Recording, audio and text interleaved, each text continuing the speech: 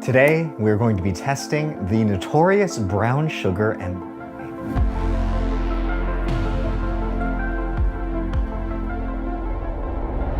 Now, what a lot of people don't know is the color of MDMA generally doesn't denote whether or not you have MDMA, first of all, and it also doesn't denote what kind of potency you're going to have, I mean, to a degree. But what it does tell you is whether or not it's been properly washed with acetone after they were done the synthesis. Essentially, what the brown sugar MDMA is, besides being something that Canada supposedly is known for, is, well, it's dirty MDMA. In fact, you'll notice when you smell it, it has a much stronger licorice/anise smell than traditional MDMA, which has a very faint smell. Now, what you're smelling is most likely the precursor safrole, which is derived from sassafras oil that's taken out of the bark of the tree. However, these days you'll notice that brown sugar MDMA is actually getting a lot more rare, and this is because MDMA can actually be made with a whole slew of different precursors. In fact, MAPS recently discovered a whole new precursor to use, meaning most chemists or underground chemists are not going the traditional route anymore. Instead, they're taking fully synthetic routes. Now, this is very controversial and not proven by science whatsoever, but in my personal anecdotal experience, for what it's worth, depending on the precursor used, I believe the MDMA has a different feel. Of course, I could be totally off my rocker. This is some woo-woo shit that I'm saying here. Most people will tell you that a drug is a drug is a drug, and it doesn't matter what source it came from or how it was made. All that matters is the end product. But in my experience, all of that shit matters. Maybe you're just feeling some of the precursor. I don't fucking know. But I do know that brown sugar MDMA has a distinct different feeling than, say, that lightish gray/pure crystallized MDMA. I'd also suggest that MDMA back when I first started taking it felt very different. Of course, this could be because now I've completely burnt out my receptors and it's lost the magic. So of course MDMA used to feel different. Regardless, these days, whatever they're making, I don't know, there's something about it that's not the same. Could be me. I don't know if you guys in the comments agree with me, then let me know below. Anyway, so what we're gonna do today is we're going to run this brown sugar molly through 5 or 6 different reagents, which should indicate whether or not I have a pure compound, whether it's cut with something, or whether or not it's actually MDMA, because as you guys know, there are thousands of imposter chemicals sold disguised as molly, but they're not molly. And they're often very high in dopaminergic activity, but lower in serotonin activity, giving a very different type of feel, but similar. Now, of course, as always, this video is being done purely for safety and educational purposes. We do not suggest that anybody watching tries anything. No, no, no, no, no. The best form of harm reduction is always going to be abstinence. Just don't fucking take it. But if you're going to do it anyway, at least you need to learn how to do so safely so you don't die. And the first thing you want to do in regards to safety is make sure that you actually have the chemical that you think you have. And to do so, you need these reagents. And I'm going to show you how to test to make sure that you have the substance you think you have right now.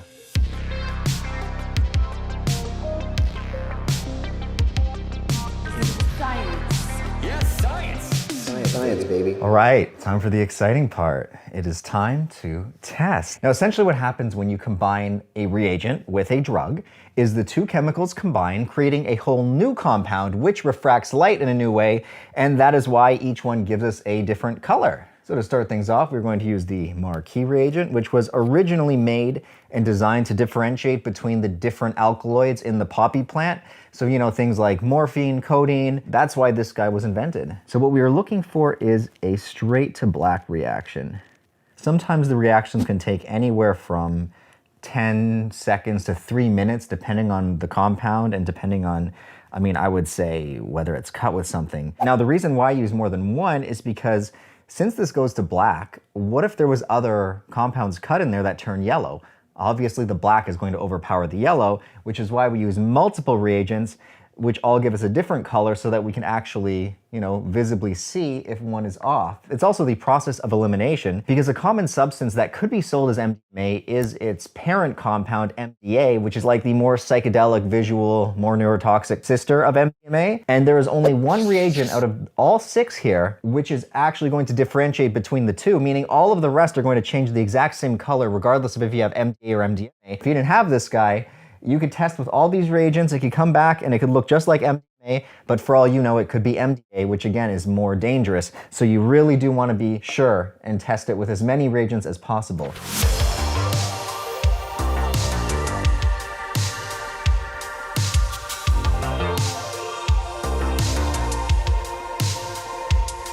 Next up, we got the mandolin, which is going to change to black again. You know what they say, when you go black, you don't go back. Now, It does look very black. However, I can see a bit of green around the edges. Now, I don't know if that's just because the mandolin starts off being yellow. As you can see, the Marquis base form was clear. Mandolins has a yellow tinge, which might be responsible for some of the green. And I don't know if you can see it on this camera, but when I'm looking at it here, right around the edges is a little green, but it is definitely black in the middle. In fact, it's more black than the Marquis, which is a little purple around the edges, which is actually, as you can see here, exactly what we want. You can see it's blackish purple. Next up, we're gonna do Liberman, which should turn black again. Holy shit, they're all black today. Oh, there it goes. I just caught the edge, but you can see, oh, that's cool. Look at it all slowly change. The Liberman is clear, so you can really see how pronounced that black reaction is. So far, it's looking good. I mean, what if one of these turned green when we were looking for a black? What that would tell us was we definitely don't have MDMA. So since all three of these are black, it is a good sign. Now we're moving on to Mech, and holy shit, I did not realize that they're all gonna be black. But it looks like Mech starts off with a little green first before black, so we should see a little green. All right, let's see. Oh, I spot the green. It should go from green to black. Isn't science cool? I mean, look at this.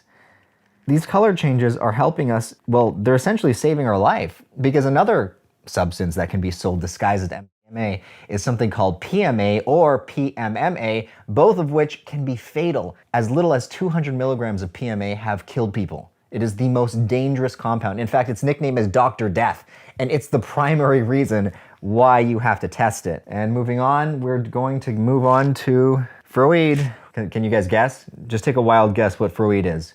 Leave your comments below. What's that? What's that? Black, you say? No, couldn't be. Oh, but it is.